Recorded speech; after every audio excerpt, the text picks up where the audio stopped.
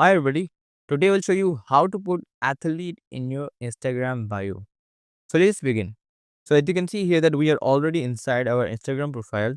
So to add the athlete onto our Instagram bio, we have to tap on these three lines that are on the top right corner.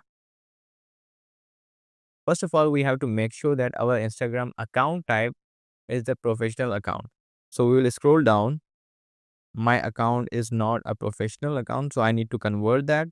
So for that, what I have to do, I would tap on account type and tools, and I need to switch this into professional account. I will need to tap on next now, and here I will need to write down athlete. I will select the athlete now.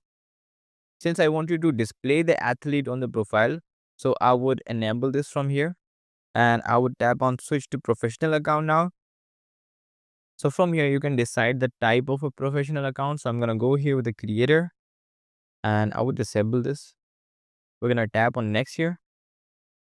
Okay, so now what we need to do, we will need to set up our professional account. So we need to add, so just we need to complete these different steps here. But right now, I don't think it's mandatory to do that. So we're going to simply tap on this cross icon.